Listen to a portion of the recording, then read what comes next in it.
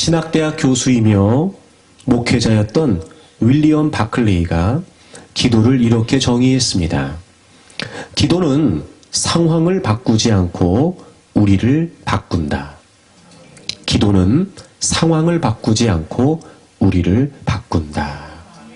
즉, 기도는 하나님께서 우리를 변화시키시기 위해 사용하시는 하나님의 수단이라는 거예요.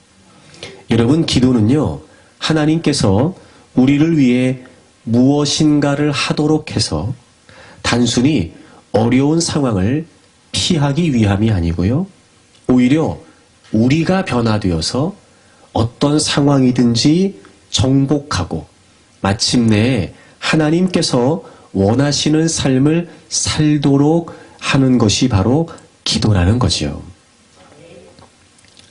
주전 538년에 메대 사람 다리오가 바벨론의 왕이 되었을 때 나라가 멸망하여 포로의 신분으로 바벨론에 끌려와 살고 있었던 다니엘은 자신의 조국을 위해 하나님께 기도하게 됩니다. 그의 고민은 자신의 조국이 과거에 하나님의 말씀을 지키지 않고 범죄했던 것이었습니다. 그럼에도 불구하고 이렇게 황폐되고 비참한 상황에 있는 자신의 조국이 밝은 미래를 얻기 위한 고민이었습니다. 그리고 그 문제를 끌어안고 하나님께 엎드려 기도하지요. 늘 다니엘의 기도에 응답하셨던 하나님께서는 역시나 오늘도 그의 기도에 응답하십니다. 하나님께서 천사를 보내셔서 앞으로 하나님께서 그들을 어떻게 이끌어 가실지에 관해 환상을 통해 말씀해 주셨습니다. 그 응답에 관해 성경이 이렇게 기록하고 있는데요. 여러분, 다니엘 9장 20절을 좀 보실까요? 20절. 그가 하나님께 이렇게 기도했다 해서 맨 마지막에 보시면 내 하나님 여호와 앞에 간구할 때 21절 보세요. 곧 내가 기도할 때 이전에 환상 중에 본 그 사람 가브리엘이 하나님의 천사 가브리엘이에요.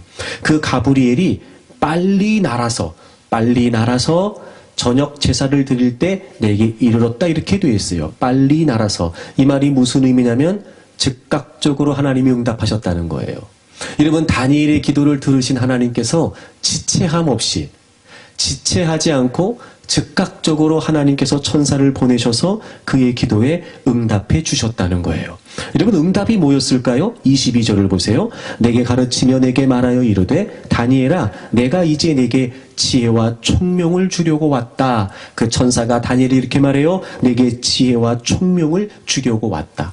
우리 성경에 이 지혜라는 말이 앞에 나와 있는데 원문을 보게 되면 총명이라고 하는 말이 맨 앞에 나와 있어요. 그게 제일 중요한 강조점이었어요. 이 총명이라고 하는 말은 무슨 말이냐면 가르치다 이런 뜻이에요. 가르치다. 그리고 지혜는 그 총명이라고 하는 말을 보완해서 강조해주고 있는 거예요. 다시 말하면 가르침을 더욱 풍성케 한다 이런 의미예요. 그러니까 응답이 뭐였냐면 무언가를 하나님께서 깊게 그리고 풍성하게 가르쳐 주시겠다는 거예요. 그래서 23절 맨 마지막에 보시면 이런 표현이 나와요. 그 환상을 깨달을지니라. 여기서 이 깨닫는다라고 하는 이 단어가 사실 총명이라고 하는 단어의 의미예요.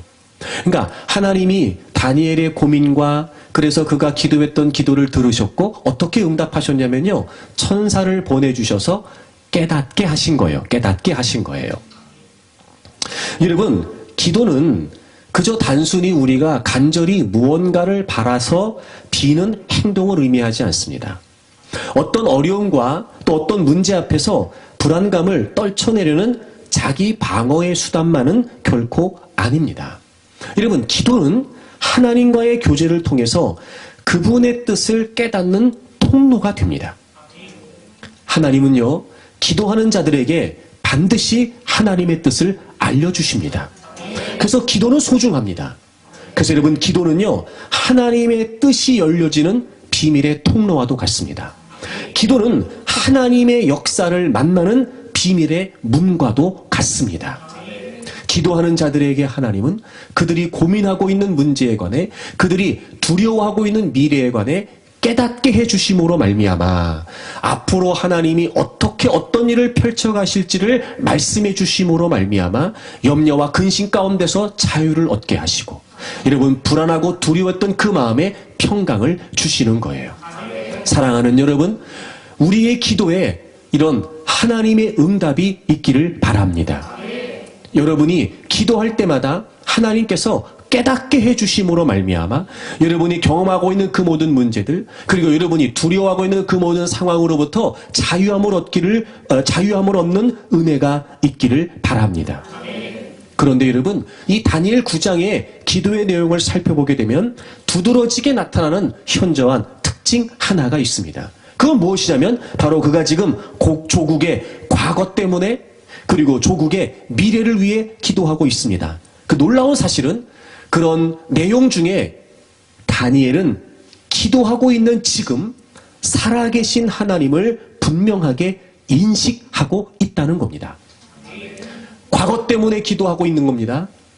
미래 때문에 기도하고 있습니다.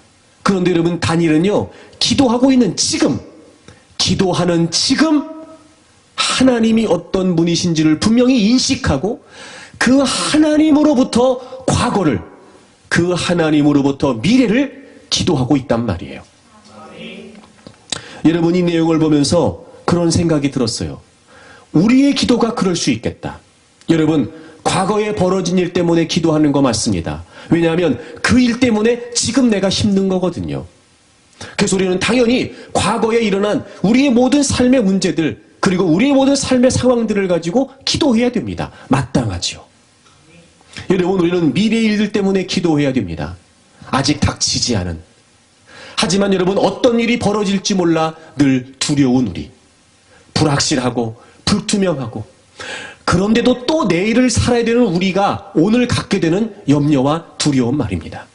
그래서 우리는 미래의 일 때문에 기도하는 거 맞습니다. 그런데 여러분, 가만히 생각해 보니까 기도하는 지금이 빠져 있는 거예요. 과거에만 얽매여 있습니다. 그리고 미래에만 매여 있는 겁니다. 그래서 기도하는 지금 우리가 정작 살아계신 하나님을 놓치는 겁니다. 하지만 다니엘은 그렇지 않았습니다. 그들의 과거가 있었고, 그래서 미래가 불투명하고 현재가 너무나 처절합니다.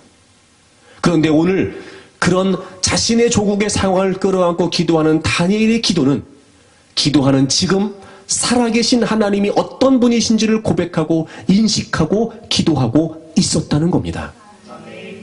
놀랍죠? 그래서 그의 기도를 통해 과거가 해결됩니다. 그리고 그의 기도를 통해 미래가 확실해집니다. 그렇습니다, 여러분. 기도하는 지금이 중요합니다. 과거가 중요하지 않다는 게 아닙니다. 미래가 소용없다는 게 아닙니다. 과거도 중요하고 미래도 중요합니다. 그런데 여러분, 기도하는 지금, 현재가 더 중요합니다. 다시 말해, 과거의 일에 얽매여 기도하는 지금, 내 기도를 들으신 하나님이 어떤 분이신지를 놓쳐버린다면 여러분, 그 기도는 의미를 상실하게 됩니다. 미래의 불안감 때문에, 미래의 불확실함 때문에 여전히 두려운 마음만 안고 우리가 있다면, 기도하는 지금, 그래서 하나님을 놓치고 있다면 여러분, 우리의 미래는 확실한 것이 아무것도 없을 겁니다. 우리의 기도가 의미를 잃어버리게 됩니다. 그러니 여러분, 기도하는 지금이 중요합니다. 무엇보다 내가 기도하는 지금, 나의 기도를 들으시는 하나님이 어떤 분이신가? 지금 내가 그 하나님을 향한 분명한 고백이 있다면 과거도 극복될 수 있고 미래도 확실해질 수 있다는 겁니다. 그래서 기도하는 지금 살아계신 하나님을 의식하고 인식하고 그 하나님을 향한 믿음의 고백으로 매달리는 건 너무나 중요합니다. 그런 다니엘의 기도에 하나님이 천사를 보내셔서 지체하지 않고 깨달음을 주셔서 응답하셨던 것처럼, 여러분, 우리가 늘 과거와 미래를 안고 살아가야 되지만 그럼에도 불구하고 기도하는 지금, 나의 기도를 들으신 하나님을 향한 고백을 잃지 않고 있다면 반드시 우리의 기도에도 하나님의 응답이 있을 줄로 믿습니다. 그렇다면 여러분, 기도하는 지금 우리가 놓치지 말아야 될 하나님은 과연 어떤 분이실까요? 과연 다니엘은 그 하나님을 어떻게 인식하고 기도했기에 하나님은 그의 기도에 즉각적으로 응답해 주셨을까요? 기도하는 지금 우리가 놓치지 말아야 될 살아계신 하나님은 과연 어떤 하나님이실까요?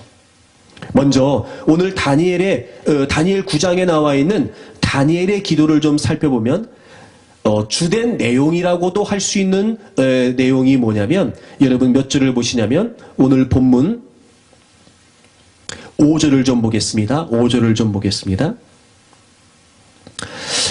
5절과 6절 한번 같이 읽어볼까요? 우리는 이미 범죄하여 패역하며 행악하며 반역하여 주의 법도와 규례를 떠나 싸우며 우리가 또 주의 종 선지자들이 주의 이름으로 우리의 왕들과 우리의 고관과 조상들과 온 국민에게 말씀한 것을 듣지 아니하였나이다. 아멘. 지금 다니엘 9장에 나와 있는 기도의 내용은요, 사실 이 5절과 6절이 가장 중심이고, 그리고 그것이 제일 많이 반복돼서 나와요. 첫째, 지금 다니엘은요, 자신들의 과거 때문에 기도하고 있습니다. 그런데 이렇게 고백해요. 하나님, 우리가 범죄했습니다. 패역하고 행악하고 반역하고, 그래서 하나님 말씀을 떠났습니다. 게다가 여러분 6절을 보시게 되면 하나님이 하나님의 종들 선자들을 통해서 말씀해 주셨는데 우리가 그 말씀을 듣지 않았다는 거예요. 그래서 7절에 보시면 하나님의 공의가 하나님께로 돌아가고, 이 말이 무슨 말이냐면 하나님이 공의롭게 하셨다는 거예요. 그리고 오늘날 우리는 수치를 받았다. 여러분, 나라가 망했어요. 사람들이 다 포로로 끌려왔습니다. 본토에 남아있는 사람들도 능욕을 당하고 있습니다. 이런 비극적인 처지를 우리가 이렇게 겪을 수밖에 없다는 거예요. 그리고 계속해서 그 이야기를 반복합니다. 10절에도 11절에도 그렇게 우리가 하나님 말씀을 듣지 않았습니다. 범죄했습니다. 이 얘기가 계속 반복되고 있어요. 여러분, 지금 다니엘이 나라가 망해서 포로로 끌려와 살고 있는 그 긴 세월 동안 자신들이 잘못했기 때문이고 자신들이 범죄했기 때문이라고 하는 사실을 인정하고 고백하고 있는 겁니다. 그동안 저질렀던 자신들의 죄악을 축소하려고 한다거나 혹은 은폐하려고 하지 않았고요. 있는 그대로 지금 하나님 앞에 고백하고 있는 겁니다. 자신들의 과거의 일에 관해 지금 하나님 앞에 있는 그대로 솔직하게, 그리고 있는 모습 그대로 인정하면서 고백하고 있는 거예요. 사실 여러분, 우리끼리 얘기지만 우리가 때로는요, 지내놓고 나서 깨달은 우리의 잘못들도 사실 인정하는 거 쉽지 않습니다. 때로는 알면서도 지은 죄들 우리가 여러분 인정하고 고백하는 거 쉽지 않습니다. 다니엘이라고 왜 그런 마음이 없었을까? 그리고 여러분, 다니엘은요, 지금 나름대로 정적인 입지를 가지고 어린 소년 때 포로로 끌려왔으나 바벨론에서 탄탄하게 여러분 위치를 갖고 명예와 권력을 소유하고 있는 사람이었으니, 굳이 여러분 그가 지난날 자신들의 또 자신과는 직접적으로 연관이 없다고 말해도 될 수 있는 그런 자신들의 고국의 조국의 사람들이 지었던 죄에 관해 이렇게 낱낱이 솔직하게 고백할 이유가 없을 수도 있습니다.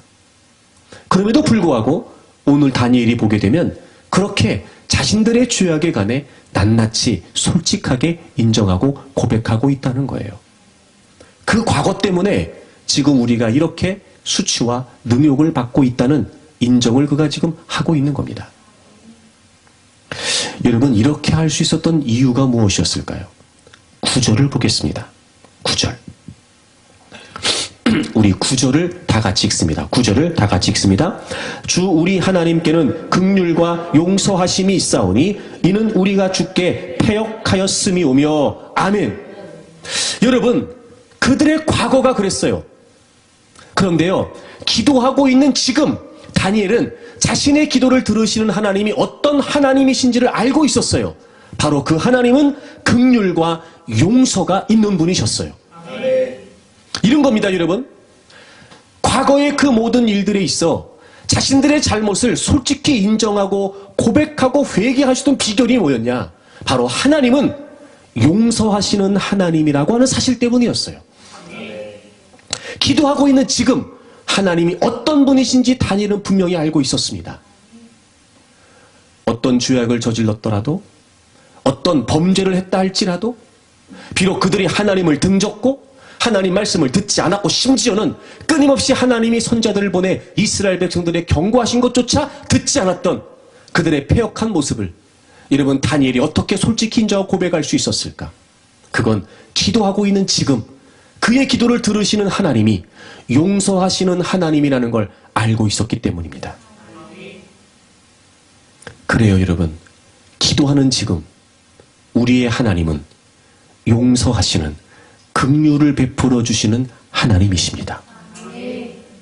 물론 여러분, 이 말은 우리의 모든 과거가 죄악이다, 그래서 우리의 현재의 결과는 다 죄 때문이다, 이렇게 말씀드리는 거 아닙니다.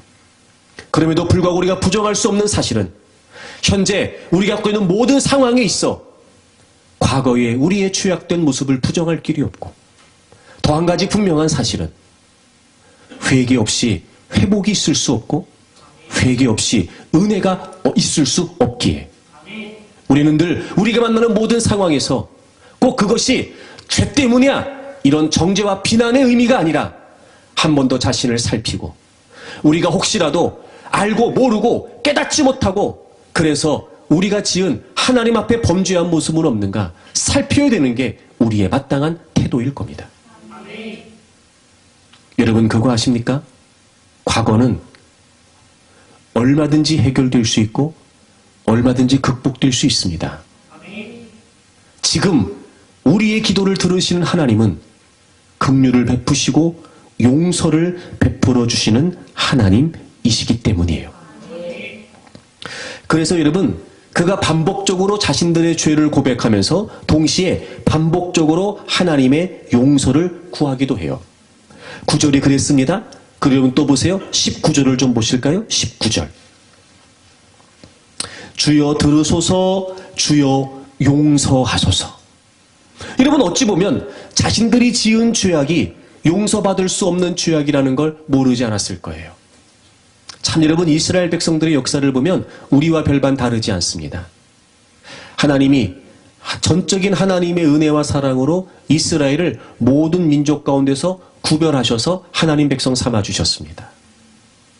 출애굽의 역사도 그랬습니다. 여러분, 전적인 하나님의 능력이었습니다. 광야 40년이 그랬습니다. 하나님이 인도하셨고 하나님이 돌보셨고 하나님이 지켜주셨습니다. 그리고 마침내 하나님은 약속의 땅 가나안을 정복하게 하셨어요. 여러분, 그 정복의 과정 또한 하나님의 은혜가 없이는 불가능한 일이었습니다. 그렇게 특별한 하나님의 사랑을 입었던 그들, 그래서 하나님이 그들 가운데 말씀을 주시고 약속을 주시면서 너희들 이 말씀대로 살면 나는 너희의 하나님이 되고 너희는 내 백성이 될 거다라고 말씀하셨지요. 그런데 여러분, 이스라엘 백성들은요, 그 하나님의 은혜와 사랑을 헌신짝처럼 저버렸습니다. 그 말씀에서 멀어지기 시작합니다. 말씀을 들으려고 하지 않습니다. 끊임없이 하나님은 말씀하셨지만 그들은 다 하나님의 말씀을 떠나 범죄한 삶을 삽니다. 그리고 이 지경이 됐습니다. 무슨 자격이 있을까? 어떻게 여러분 은혜를 구할 수 있으며 어떻게 회복을 구할 수 있을까? 자신을 바라보게 되면, 자신들의 모습을 보게 되면 그 어떤 은혜도 하나님께 구할 자격이 없다는 걸 모르지 않아요.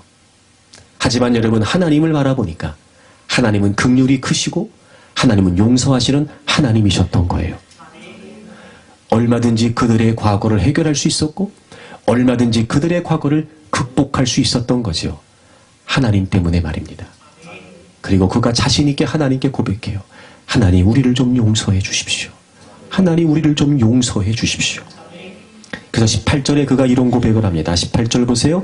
마지막 부분에 보시면 우리가 주 앞에 간구하옵는 것은 우리의 공의를 의지하여 하는 것이 아니요 주의 큰 긍휼을 의지하여 함이니이다. 알았어요. 지금 다니엘이 자신의 고국을 위해, 자신들을 위해 그 어떤 이유로도 하나님께 구할 수 있는 자격이 없다는 걸 알고 있었어요. 하나님, 우리의 공의, 우리가 자격이 있어서 아닙니다. 하지만 하나님의 큰 긍휼을 제가 의존합니다. 그리고 자신들의 과거의 일을 지금 하나님께 고백하고 있는 거예요. 사랑하는 여러분, 기도하는 지금이 중요합니다. 오늘도 우리의 기도를 들으시는 하나님은 우리에게 용서와 긍휼을 베풀어 주시는 하나님이세요. 과거에 얽매일 거 없습니다. 과거에 발목 잡힐 거 없습니다. 올 한 해도 우리가 나름대로 열심히 살았다고 말할 수 있으나 그럼에도 불구하고 하나님 앞에 떳떳한 사람이 누가 있을까? 하나님 앞에 자신 있게 이렇게 살았습니다 고백할 수 있는 사람은 누가 있을까? 아무도 없어요, 여러분. 늘 우리는 하나님 앞에 부끄러운 모습뿐이고 늘 우리는 하나님 앞에 죄악된 모습뿐이에요. 하지만 여러분, 그렇다고 해요 과거에 발목 잡힐 일 없고, 그렇다고 하여 과거 때문에 여러분의 현재가 무너질 이유도 없습니다. 왜냐하면 기도하는 지금 우리의 기도를 들으시는 하나님은 긍휼의 하나님이시고 용서의 하나님이세요. 여러분, 하나님은 이런 분이십니다. 예레미야 9장을 좀 찾아보실까요? 예레미야 9장. 우리의 기도를 들으시는 하나님은 이런 분이세요. 예레미야 9장을 좀 찾아보겠습니다. 예레미야 9장 24절. 자랑하는 자는 이것으로 자랑할지니, 그러니까 아무것도 자랑할 것이 없고요. 뭘 자랑하냐면 곧 명철하여 나를 아는 것과 하나님을 아는 것이 우리의 자랑거리가 되어야 된다는 거예요. 그러면서 하나님을 어떤 분이라고 말씀하시냐면, 나 여호와는 사랑과 정의와 공의를 땅에 행하는 자인 줄 깨닫는 것이라. 나는 이 일을 기뻐하노라. 이런 보세요. 하나님이 어떤 하나님이신지를 깨닫고 아는 것을 하나님이 기뻐하신대요.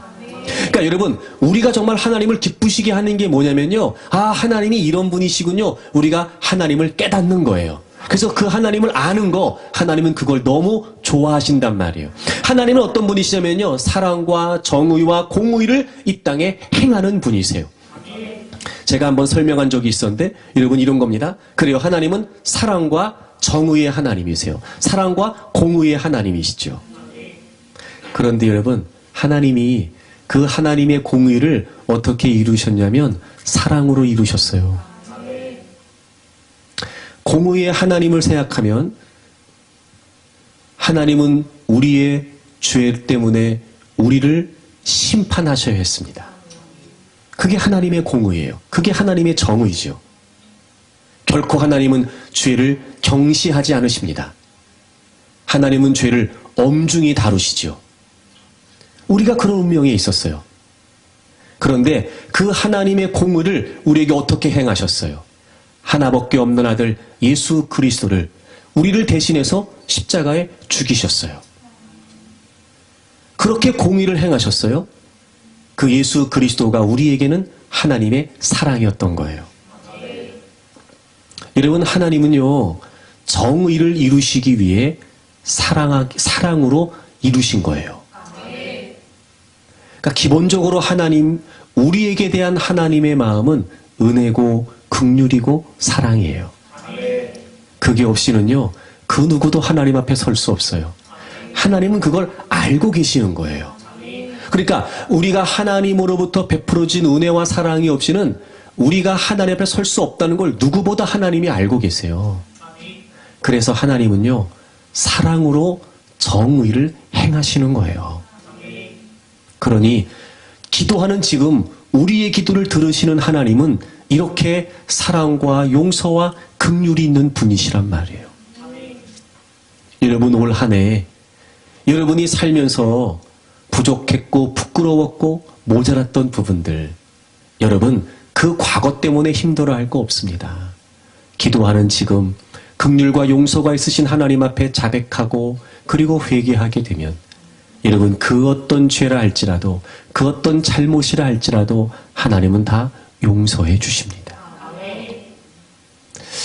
여러분, 우리가 하나님께 회개할 때마다 우리에게 어떤 뭐라 그럴까요? 기꺼이 우리가 하나님께 회개할 수 있는 어떤 그런 동기라고 할까?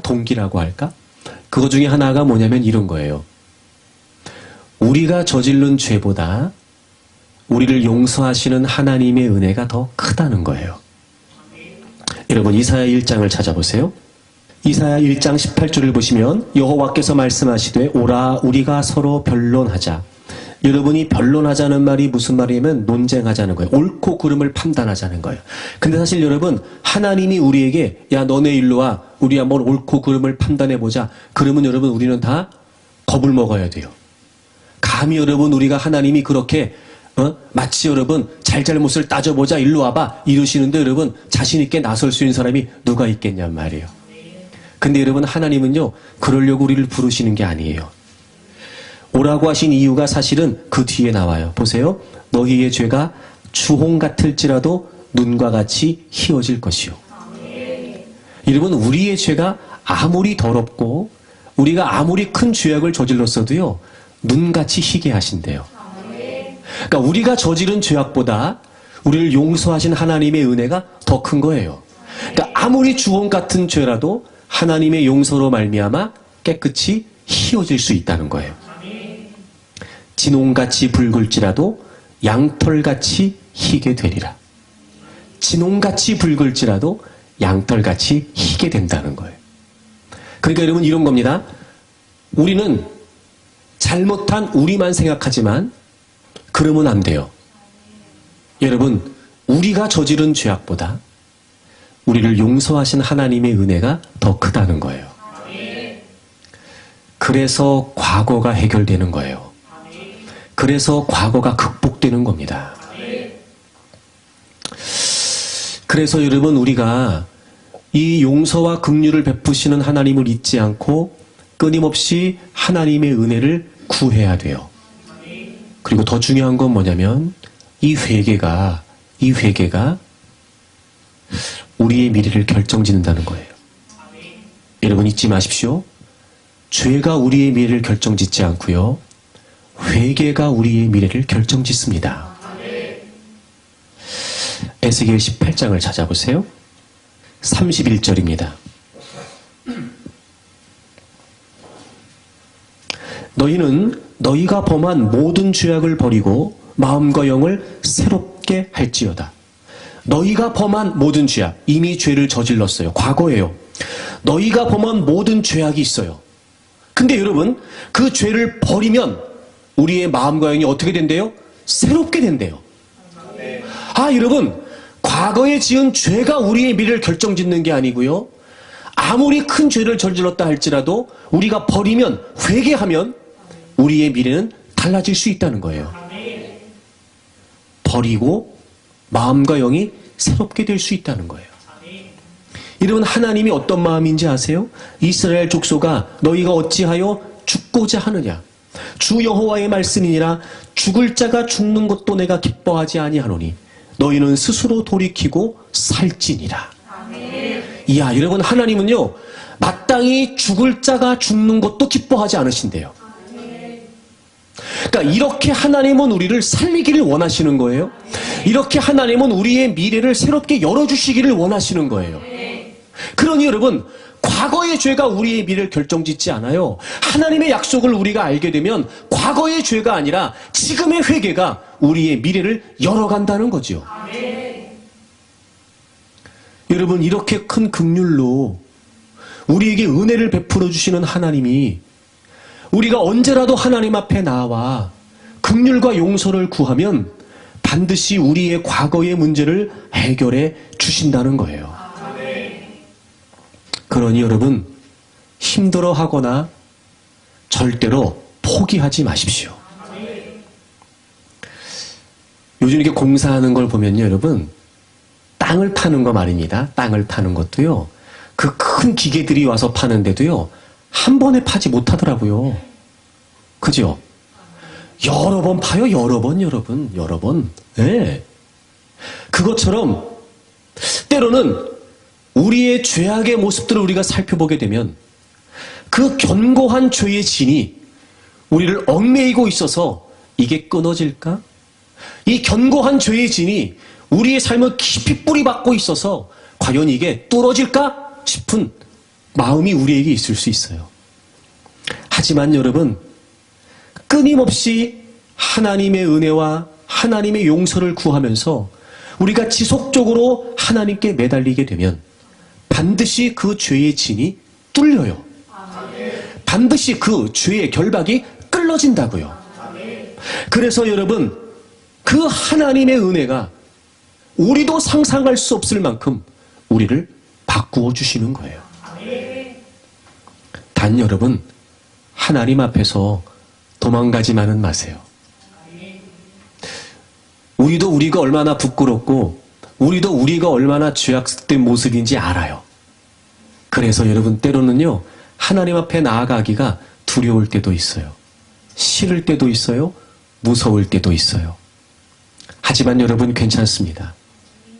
하나님께 도망가지만 말고 이제 다양한 방법을 통해 하나님이 나 자신이 얼마나 부끄러운 존재인지를 깨닫게 하셨다면 그것 때문에 무너져 있을 것이 아니라 이제 여러분의 모습을 살폈다면 이제 그 자리에서 내가 얼마나 나쁜 놈인지만 보지 말고 하나님이 얼마나 좋은 분이신지를 보시면 돼요. 그러면 하나님은요 언제라도 우리를 용서해 주시고 우리를 새롭게 이끌어 가실 거예요. 오늘 에스겔 선지자를 통해 하나님이 말씀하신 것처럼 나는 마땅히 죽는 자가 죽는 것도 나는 원하지 않는다. 얘들아 제발 좀 살자. 그러니 너희들이 과거에 범한 모든 죄를 버리고 떠나서 하나님께 돌아오게 되면 새롭게 해주실 거라는 거예요. 기도하는 지금이 중요합니다.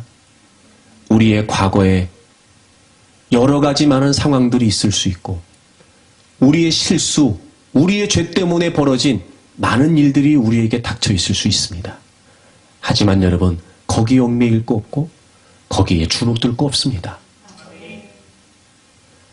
은혜와 긍휼이 크신 우리의 그 어떤 죄라도 용서하실 수 있는 하나님 앞에 우리가 지금 기도하게 되면 여러분 우리의 과거는 다 극복됩니다.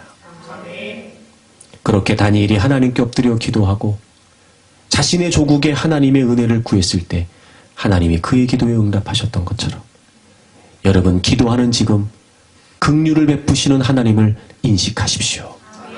기도하는 지금 큰 긍휼로 우리를 용서하시는 하나님을 잊지 마십시오. 그리고 여러분의 모든 과거를 극복해낼 수 있기를 바랍니다. 그렇게 과거를 위해 기도했던 다니엘이 이제 고국의 미래를 위해 기도하게 되죠. 여러분 이런 처지에 어떤 미래를 꿈꿀 수 있을까? 여러분 이런 상황에 어떤 미래를 기대할 수 있을까? 아무리 봐도 자신들의 고국에는 미래가 없는 것처럼만 보여지게 됩니다. 그도 그럴 것이 어린 나이에 바벨론에 끌려와서 약 70여 년의 시간을 포로로 살면서 여러분 그 처절한 상황을 겪었던 다니엘. 여전히도 회복될 기미는 보이지 않고 자신의 조국의 미래가 불투명한 이 상황에 이런 무엇을 기대할 수 있겠습니까? 그런데 그는 하나님께 엎드려 기도하기 시작합니다. 근데 오늘 본문의 배경을 보게 되면 다니엘이 기도했던 동기가 등장하는데요. 여러분 다니엘 9장을 좀 다시 보겠습니다. 다니엘 9장을 보시면 2절에 그가 기도했던 동기를 기록하고 있어요. 2절에 보시면 곧 그 통치 원년에 나 다니엘이 책을 통해 여호와께서 말씀으로 선지자 예레미야에게 알려주신 그 연수를 깨달았나니 곧 예루살렘의 황폐함이 70년 만에 그치리라 하신 것이니라. 그러니까 그 긴 시간 포로로 살면서 다니엘은 우리의 이 고통이 우리의 이 비참함이 도대체 언제까지 계속되는 걸까라고 하는 고민을 그가 갖고 있었어요. 그러던 어느 날 예레미야의 예언이 기록되어 있는 책을 발견하게 됩니다. 제가 시간 관계상 찾아보지 않을 건데 분명히 예레미야서에 보게 되면 하나님의 예언의 말씀을 바룩이라고 하는 사람이 예레미야를 통해 하신 하나님의 말씀을 책에 기록했다는 내용이 나오거든요. 바로 그 책을 말해요. 그 책을 발견하게 된 거예요. 그리고 그 예레미야를 통해 알려주신 그 70년이라고 하는 연수를 드디어 깨닫게 된 겁니다. 다시 말해 70년 만에 그들이 다시 예루살렘으로 돌아오게 될 것이라고 하는 예언이 이미 예레미야를 통해 하나님으로부터 그들에게 있었던 거예요. 그러니까 그 예언의 말씀을 그가 보게 된 겁니다. 그리고 70년이 바로 이 70년이었구나 라고 하는 사실을 깨닫게 됐지요. 그리고 여러분 3절에 보시게 되면 우리 성경에 빠져 있는데 원문을 보게 되면 그 후에라고 하는 의미를 갖는 전치사가 있어요. 그 후에 내가 금식하며 베옷을 입고 하나님께 기도하고 간구하기를 결심했다는 거예요. 다시 말해 그 책을 깊이 있게 살펴본 후에 그 책을 통해서 하나님의 말씀이 예언이 어떤 뜻인지를 알고 난 후에 그리고 그가 비로소 기도를 시작했다는 거예요. 그러면서 그가 오늘 기도할 때 이렇게 기도하죠. 4절을 보겠습니다. 내 하나님 여호와께 기도하며 자복하여 이르기를 크시고 두려워할 주 하나님, 주를 사랑하고 주의 계명을 지키는 자를 위하여 언약을 지키시고. 여러분, 지금 자신의 고국의 미래를 꿈꿀 수 없는 상황이 되어버렸습니다. 너무도 불투명하고 불확실합니다. 회복의 기미가 도무지 보이지 않습니다. 그런 중에 그는 하나님의 약속의 말씀을 보게 됩니다. 깨닫게 되죠. 그리고 그가 기도합니다. 그리고 이렇게 기도해요. 하나님은 언약을 지키시는 하나님이시죠. 하나님은 하나님의 약속대로 이행하시는 분이시죠. 이런 거 아닐까요? 지금 우리는 그 어떤 기대도 할 수 없습니다. 우리가 과거의 이런 잘못 때문에 우린 지금 이런 수치와 능욕을 겪고 있습니다. 언제 끝날지도 모릅니다. 그런데 하나님 이미 70년이라고 하는 세월을 하나님이 말씀해 주셨네요. 70년 만에 다시 돌아갈 거라고 하나님이 말씀해 주셨네요. 하나님 그 말씀대로 이루어지기를 원합니다. 약속을 지키시는 하나님이시죠. 그럼 우리의 미래가 그렇게 열려질 거라고 제가 믿겠습니다. 하나님 이 약속의 말씀을 따라 우리의 미래를 좀 밝게 열어주십시오. 라고 기도하는 겁니다. 그 어떤 상황보다 불확실했고 불투명했고 도무지 어떤 기대도 할 수 없었던 다니엘이 하나님의 말씀을 따라 하나님이 신실하신 하나님이라고 하는 사실을 깨닫고 지금 부르짖고 있습니다. 그래요. 여전히 미래는 그들이 예상할 수 없습니다. 하지만 기도하고 있는 지금 다니엘의 기도를 들으신 하나님은 약속을 지키시는 신실하신 하나님이었던 거죠. 신실하신 하나님을 깨달았던 그는 그 하나님께 부르짖습니다. 약속을 지키시는 아버지, 이대로 우리에게 이루어 주십시오. 기도하는 지금이 중요합니다. 다니엘은 그래서 그 하나님이 신실하신 하나님이라는 사실을 깨닫고 자신들의 미래를 지금 확신하고 있는 겁니다. 여러분, 그래서요, 다니엘이 계속해서 자신들의 죄악의 모습을 고백하는 가운데 참 여러분 희망적인 고백을 해요. 여러분 17절을 좀 보실까요? 17절. 그러하온즉 우리 하나님이여 지금 주의 종의 기도와 간구를 들으시고 주를 위하여 주의 얼굴빛을 주의 황폐한 성소에 비추시옵소서. 여러분 지금 황폐하잖아요. 그렇잖아요. 나라가 망했어요. 다 포로로 끌려왔어요. 언제 끝날지도 모르는 상황이에요. 근데 그가 약속의 말씀을 깨닫고 말씀대로 이행하시는 신실하신 하나님 앞에 뭐라고 고백해요? 주여 주의 얼굴빛을 이 황폐한 성소에 비춰주십시오. 여러분 밝은 미래가 기대되는 거예요. 비로소 하나님은 약속의 말씀을 따라 지키신 하나님이시니까 이제 이 황폐된 우리의 성읍에 하나님의 은혜를 비추어 주실 것이다. 비추어 주실 것이다. 그리고 19절에 보세요.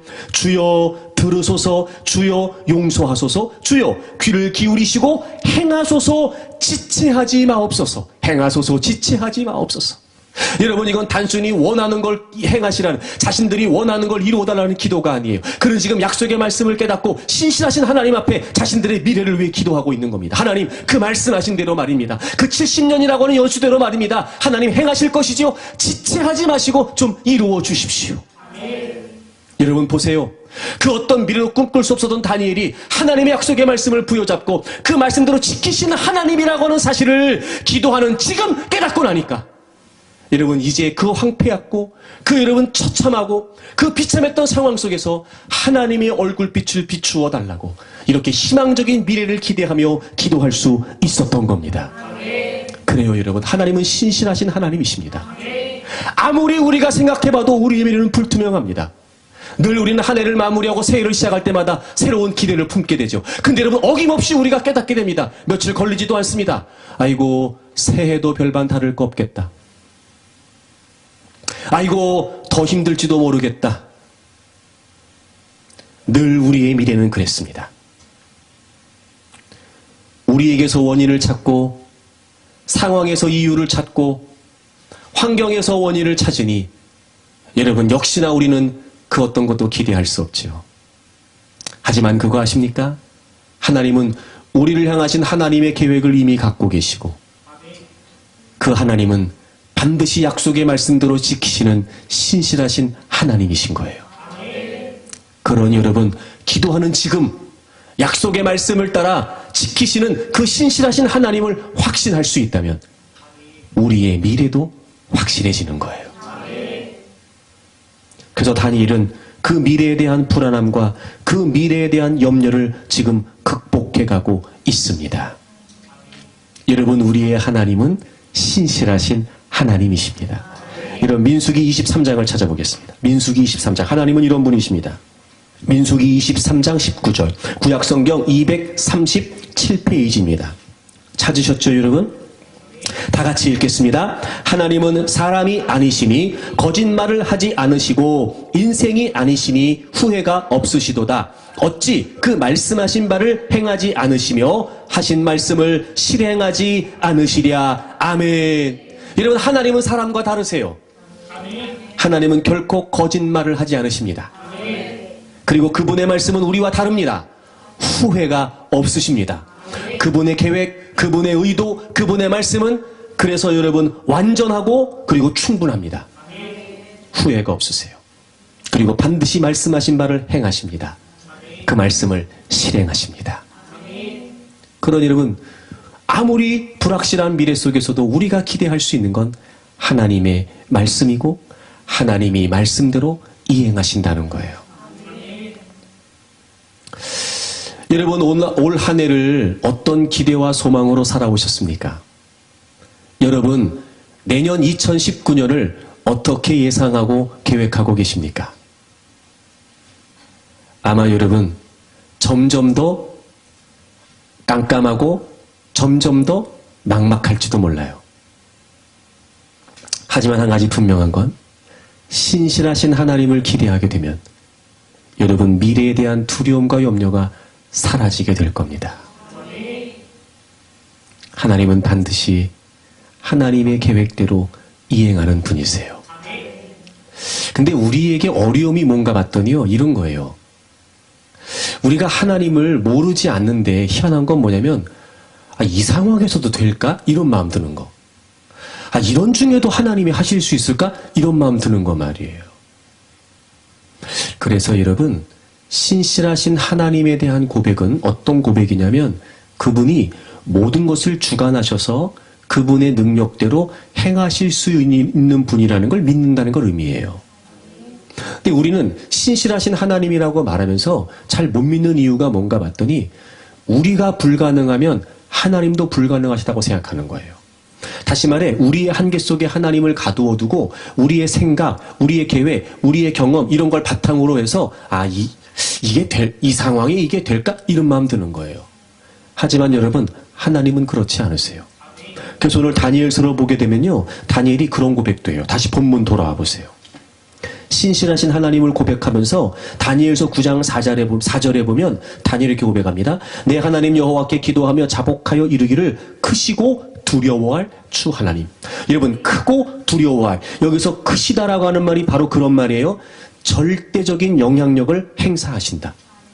여러분, 이 모든 피조의 세계에, 모든 만물에 강력한 영향력과 통치를 행사하시는 분, 이런 뜻이에요. 그러니까 주권적인 능력을 행하신다는 거예요. 제가 그런 표현 쓴 적이 있었는데, 여러분, 우리만 하나님께 순종 안 하지요? 모든 피조물들이 하나님께 순종해요. 네. 이해가 안 되세요? 무슨 말인지?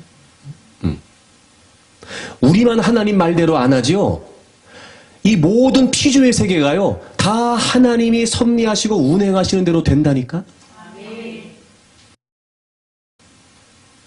어쩌면 우리가 하나님의 주권적인 능력을 인정하지 않으니까 마치 이 모든 세상이 하나님의 영향력 안에 있다는 걸 우리가 모르는 건 아닐까? 하지만 여러분, 하나님은요, 크시고 두려우신 주 하나님이세요. 하나님을 믿는 사람들뿐만 아니라 하나님을 믿지 않는 사람들까지도 하나님이 다 주관하시고 다스리신단 말이에요. 그래서 여러분, 지금 다니엘이 얼마나 자신들이 처해 있는 상황이 어렵고 힘들었든지 옛날 일을 떠올려요. 옛날 일을. 여러분, 오늘 다니엘 9장에 보시게 되면 15절을 보세요. 15절. 강한 손으로 주의 백성을 애굽 땅에서 인도하여 내시고 오늘과 같이 명성을 얻으신 우리 주 하나님이요. 그러니까 이런 거예요. 하나님이 신실하시다는 걸 알아요. 하나님이 능력이 많으시다는 걸 알아요. 근데 나라가 망했어요. 예루살렘 성전이 무너졌고 성벽이 다 해파돼 버렸고 사람들은 다 뿔뿔이 흩어졌고 남아있는 사람들도 어렵고 자기들은 지금 포로 생활하고 있고, 이러니 여러분, 과연 이런 상황에 무슨 회복을 기대할 수 있을까? 하지만 하나님이 70년 만에 돌아가게 하시겠다고 말씀하셨고, 지금 다니엘은 자신들의 미래 때문에 그 신실하신 하나님께 부르짖고 있어요. 그러면서 과거의 하나님께서 그 전적인 하나님의 능력으로 불가능하다고 여겨졌던 그 상황에서 이스라엘 백성들을 애굽의 바로의 지배에서 건져내셨던 그 출애굽의 역사를 지금 다니엘이 고백하고 있는 거예요. 강한 손, 펴신 팔, 그 하나님의 능력으로 주의 백성을 애굽 땅에서 인도해내신 것처럼 지금 우리가 보기에는 불가능해 보이고, 지금 내가 보기엔 도무지 회복이 이루어질 수 있을까? 저 무너진 예루살렘이 다시 회복될 수 있을까? 저 무너진 예루살렘 성벽들이 다 다시 지어질 수 있을까? 도무지 아무리 생각해도 불가능하다고 느껴질 수밖에 없는 이 상황이지만, 과거에 그 하나님의 전적인 능력을 행하셔서 능하신 손, 펴신 팔로 이스라엘을, 자신들을 애굽에서 건져내신 그 하나님께서는 그 어떤 능력을 행하셔서라도 하나님의 말씀을 따라 우리를 회복하실 수 있다는 거예요. 그 고백입니다, 여러분. 여러분, 걱정할 거 없습니다. 모든 피조의 세계에 있는 만물들은 하나님의 통치 아래 있습니다. 여러분, 하나님이 하시기로 작정하신 일을 못하실 게 뭐가 있을까? 하나님의 계획하신 일을 행하지 못하실 일이 무엇이 있을까? 모든 것이 다 하나님의 뜻 안에, 그리고 하나님의 손길 안에, 그리고 하나님의 주권 아래 있으니 하나님은 하나님의 일을 얼마든지 행하실 수 있습니다. 그러니 여러분, 우리가 미래를 위해 기도한다는 건 단순히 미래가 새로워질 것이라는 걸 기대하는 걸 의미하지 않습니다. 무엇보다 우리가 미래를 위해 신실하신 하나님께 기도한다는 건 말입니다. 이전에 베푸셨던 하나님의 역사들을 기억해야 됩니다. 그리고 하나님은 내일도 그 하나님의 능력을 행하셔서 하나님의 뜻을 이루신다는 사실을 기대하는 거죠. 그래서 여러분, 기도는요, 기억하고 기대하는 거예요. 행하신 하나님의 능력을 기억하고 행하실 하나님의 역사를 기대하는 겁니다. 그래서 하나님은 그 다니엘의 기도를 응답하셨어요. 환상을 통해 앞으로 하나님께서 어떻게 이스라엘을 이끌어 가실지에 관해 분명히 그에게 보여주셨고, 천사를 통해 가르치셔서 깨닫게 하셨다는 겁니다. 여러분, 놀랍지요? 자신의 고국의 형편 때문에 힘들어하고 아파하면서 어떻게 할까, 어떻게 될까 고민했던 그가 하나님의 약속의 말씀을 발견하게 되고, 그 말씀대로 이루어주시는 신실하신 하나님을 향해 부르짖었을 때, 여러분, 하나님께서 그에게 천사를 보내셔서 이렇게 내가 너희들 이끌어갈 것이다 깨닫게 하셨다니 말입니다. 여러분, 저는 그렇게 믿습니다. 오늘도 우리가 하나님께 엎드려 기도하게 되면 다니엘에게 응답하셨던 하나님은 우리의 기도에도 응답하신다고 믿습니다. 이제 우리에게 다가올 2019년, 여러분, 우리가 어디에서 희망을 찾을 수 있고 우리가 무엇에 소망을 둘 수 있겠습니까? 다른 건 몰라도 우리의 미래가 어떻게 될지는 여전히 우리가 모르지만, 한 가지 확실한 것은 우리의 2019년을 주관해 가실 분은 하나님이시라는 겁니다. 분명히 우리를 향하신 하나님의 계획을 품고 계실 겁니다. 여러분, 한 분 한 분을 향하신 하나님의 계획을 하나님은 이미도 세워놓으셨을 거예요. 여러분의 자녀들을, 여러분의 가정을 향하신 분명한 하나님의 계획이 있을 겁니다. 그러니 여러분, 눈에 보이는 상황 때문에 불가능하다고 말하지 마십시오. 들려지는 소리 때문에 할 수 없다고 절망하지 마십시오.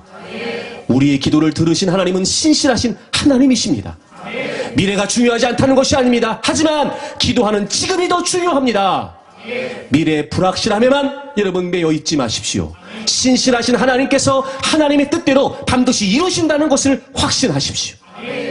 그리고 기도하는 지금 신실하신 하나님을 바라보고 그분이 어떤 능력을 행하셔서라도 하나님의 역사를 이루실 것이라는 사실을 기대할 수 있다면, 여러분, 우리 앞에 놓인 상황이 우리를 절망하게 하고 포기하게 한다 할지라도 이전에 우리 삶의 역사하셨던 하나님의 능력이 분명하여 그 역사하심을 기억하며 하나님의 역사를 기대하고 신실하신 하나님을 지금 우리가 바라볼 수 있다면, 분명히 우리의 2019년은 하나님이 열어가실 줄로 믿습니다. 기도하는 지금이 중요합니다. 과거를 극복할 수 있습니다. 하나님은 큰 긍휼로 우리를 용서해 주시는 하나님이십니다. 물론 이 말이 그렇기 때문에 모든 죄 때문에 우리가 이렇게 산다 이 얘기 아니니까 오해하지 마세요. 그럼에도 불구하고 우리는 늘 하나님 앞에 자신을 살피지 않으면 안 되는 부족한 존재들인 건 분명하죠. 하지만 여러분, 우리가 저지른 죄보다 우리를 용서하시는 하나님의 은혜가 더 큽니다. 그러니 여러분, 죄를 진 자신만 바라보지 말고 자신을 살폈다면 이제는 우리를 용서하시는 하나님을 바라보세요. 큰 긍휼과 용서하시는 그 하나님의 은혜를 통해 우리의 모든 과거가 극복되기를 바랍니다. 여러분, 미래에 관해 염려하지 마십시오. 기도하는 지금 신실하신 하나님을 우리가 바라볼 수 있다면 하나님은 반드시 그 하나님의 말씀대로 하나님의 뜻대로 우리를 이끌어 가실 것입니다. 그러니 그 하나님의 계획을 깨닫고 그 하나님의 의도를 우리가 안다면 여러분, 우리의 미래는 그것처럼 확실한 일이 없습니다. 불확실한 상황에 여러분의 미래를 걸지 마십시오. 불투명한 상황과 조건들에 여러분의 미래를 걸지 마십시오. 신실하신 하나님, 반드시 자신의 계획대로 이루시는 그 하나님에게 여러분의 미래를 의탁하십시오. 기도하는 지금 신실하신 하나님을 바라볼 수 있다면 반드시 우리의 미래는 확실해질 것입니다. 여러분, 올해가 이제 이틀 남았습니다. 다니엘이 기도했던 것처럼 하나님께 엎드려 기도할 수 있기를 바랍니다. 그리고 기도하는 지금 살아계신 하나님을 의식하고 인식하고 바라보면서 과거를 극복하고 미래를 확신할 수 있기를 주의 이름으로 축복합니다.